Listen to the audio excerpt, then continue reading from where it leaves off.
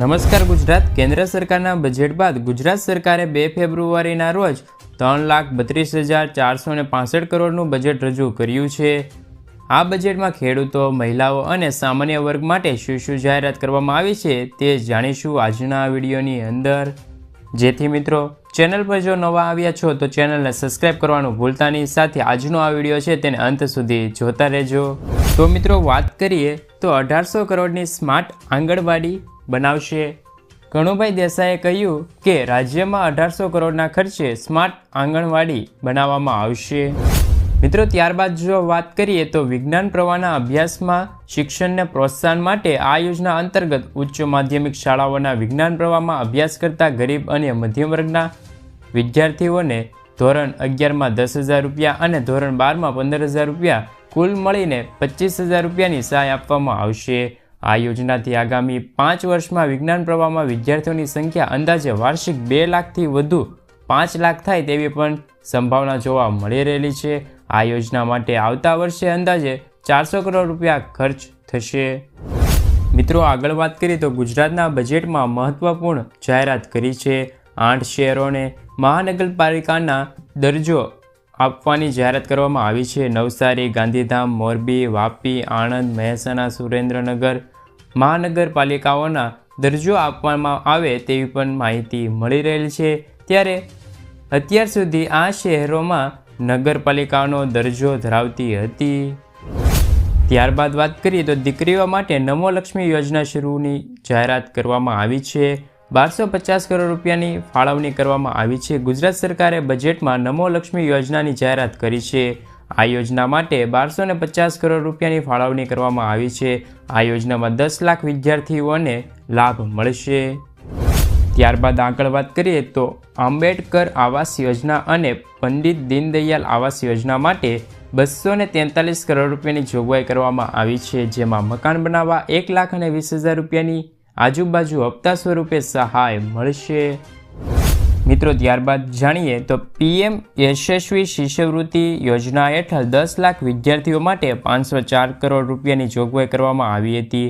અનુસૂચિત જાતિ અને વિકસિત જાતિના 40 લાખ વિદ્યાર્થીઓને શિષ્યવૃત્તિ માટે 360 કરોડ, અનુસૂચિત જાતિના છાત્રાલય અને આશ્રમ શાળાના 1 લાખ વિદ્યાર્થીઓ માટે 335 કરોડ, સરસ્વતી સાધના યોજના હેઠળ 1.50 લાખ કન્યાઓને વિના મૂલ્યે સાયકલ આપવા 84 કરોડ, બિન અનામત વર્ગો માટે શૈક્ષણિક ધિરાણ કરવા 600 કરોડ રૂપિયાની જોગવાઈ કરવામાં આવી હતી. મિત્રો ત્યારબાદ આ બજેટમાં અમદાવાદ માટે પણ ઘણા મોટા એલાન કરવામાં આવ્યા છે. જેમાં અમદાવાદ રિવરફ્રન્ટની લંબાઈ વધારવાનો નિર્ણય લેવામાં આવ્યો છે. રિવરફ્રન્ટ ગાંધીનગર સુધી પહોંચે અને તેમની લંબાઈ 38.2 કિલોમીટર સુધીની થઈ જશે. મિત્રો ત્યારબાદના બજેટની મોટી જાહેરાતની અંદર વાત કરીએ તો 2500 નવી એસટી ખરીદવામાં આવશે. ગુજરાતના બજેટમાં મોટું એલાન છેક ગિફ્ટ સિટી સુધી જશે અમદાવાદની મેટ્રો.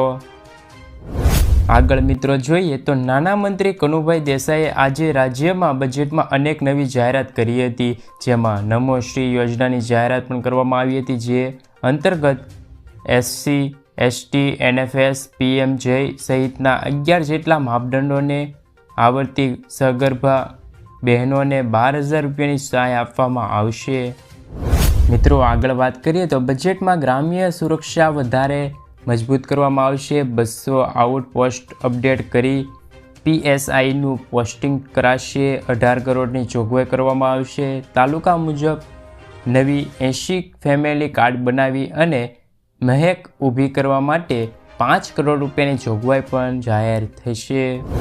ત્યારબાદ મિત્રો વાત કરીએ તો 25થી 60 વર્ષના માન્ય પત્રકારોને સામૂહિક જૂથ વીમા યોજનાની નાણાકીય સહાય કુદરતી મૃત્યુના કિસ્સા સહાય મર્યાદા રૂપિયા 1 લાખથી વધારીને 2 લાખ તથા મૃત્યુના કિસ્સામાં રૂપિયા 5 લાખથી વધારીને 10 લાખ રૂપિયાની સહાય આપવામાં પણ આવી જશે. મિત્રો આગળ માહિતી મેળવીએ તો રાજ્ય સરકારની વિવિધ યોજનાઓની માહિતી સામાન્ય લોકોને એક જ પ્લેટફોર્મ પરથી મળતી રહેશે.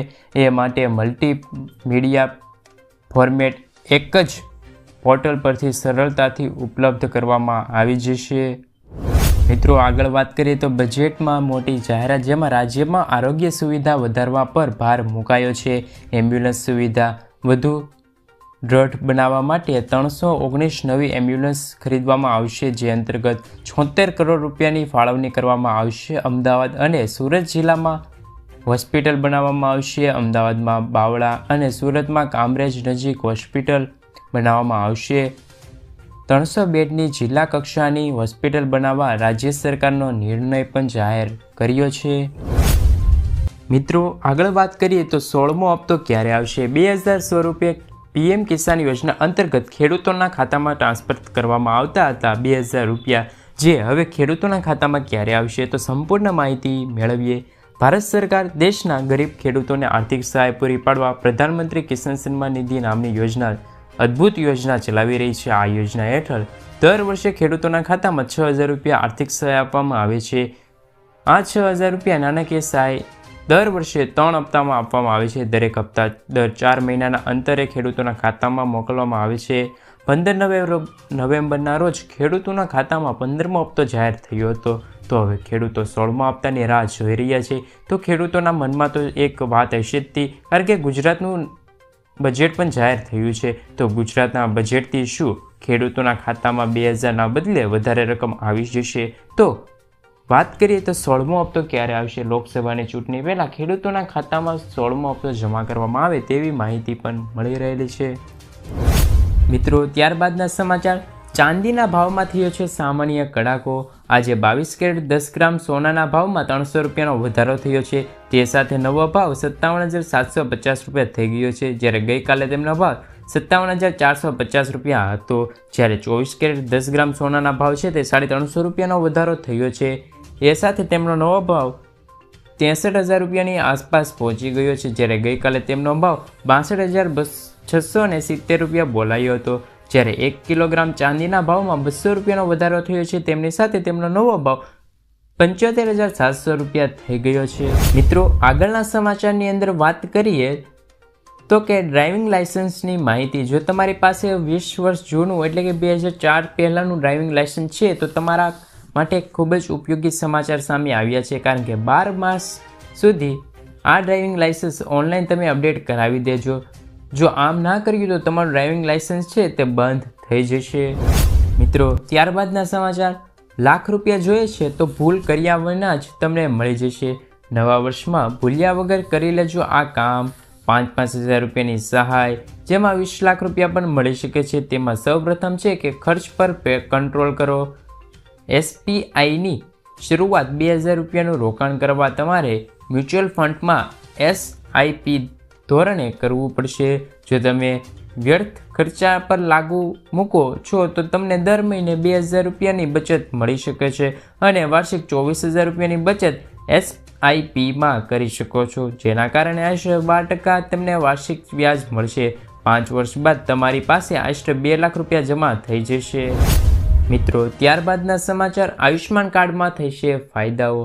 રાજ્ય સરકાર દ્વારા આયુષ્માન ભારત પ્રધાનમંત્રી જન આરોગ્ય યોજના હેઠળ નિર્ધારિત માપદંડોને પૂર્ણ કરતા પરિવારોને ઓપરેશન પ્રક્રિયા માટે દર વર્ષે ₹10 લાખનું મફત આરોગ્ય કવચ આપવામાં આવે છે. આ યોજના હેઠળ કોઈપણ હોસ્પિટલ દ્વારા ગેરરીતિ અટકાવવા માટે રાજ્ય સરકાર દ્વારા છે તે આની સંરચના કરવામાં આવી છે. મિત્રો આગળના સમાચારની અંદર વાત કરીએ તો જનધન ખાતા ધારકો ફરી આપે ધ્યાન. જો તમારી પાસે જૂનું બેંક એકાઉન્ટ છે તો પછી તમે તેને સરળતાથી જનધન ખાતામાં રૂપાંતરિત કરી શકો છો. આ માટે તમારે બેંક શાખાની જવું પડશે અને રૂપે કાર્ડ માટે અરજી કરવાની રહેશે. ફોર્મ ભરવું પડશે. આ પછી તમારું બેંક એકાઉન્ટ જનધન આરોગ્ય યોજનામાં ટ્રાન્સફર થઈ જશે. મિત્રો ત્યારબાદના સમાચાર, આજના સૌથી મોટા ખેડૂત ઉપયોગી સમાચાર. રાજકોટ માર્કેટયાર્ડમાં મોટા પ્રમાણમાં જણસીની આવક થઈ હતી. માર્કેટયાર્ડમાં મગફળી, કપાસ, ડુંગળી, ઘઉં, બટેકા સહિતની શાકભાજીની આવક થઈ હતી. રાજકોટ માર્કેટયાર્ડમાં આજે ડુંગળી અને કપાસની આવક થવા જઈ છે. આ સાથે જ ઘઉંની આવકમાં પણ મોટો વધારો થઈ જશે. રાજકોટ માર્કેટયાર્ડમાં 22 જાન્યુઆરીના રોજ બંધ રહેશે. રામ મંદિરના પ્રાણ પ્રતિષ્ઠા મહોત્સવને લઈને યાર્ડ બંધ રહેશે. જેથી સોમવારે ખરીદી અને વેચાણ બંધ રહેશે। ત્યારે આજે માર્કેટિંગ યાર્ડમાં કપાસ અને ડુંગળીમાં સૌથી વધારે આવક થઈ હતી। મિત્રો, ત્યારબાદના સમાચારની અંદર વાત કરીએ તો ગુજરાતના મુખ્યમંત્રી એક્શનમાં। મુખ્યમંત્રી ભૂપેન્દ્ર પટેલ સરકારી કામની ગુણવત્તાને લઈને કટોર કરી રહી છે। તેમણે કહ્યું છે કે ક્વોલિટીમાં કોઈ બાંધછોડ નહીં ચાલે। આમ 2 મહિના મોડું થાય તો ચાલશે, પણ કામની ગુણવત્તા સામે કોઈ પણ બાંધછોડ નહીં ચાલે। કામ સારું થવું જોઈએ, જો નહીં થાય તો એક્શનમાં લેવાશે। રાજ્યની મહાનગરપાલિકાની અને નગરપાલિકાઓને ચેક વિતરણ કાર્યક્રમ તેમને આ નિવેદન આપ્યું હતું।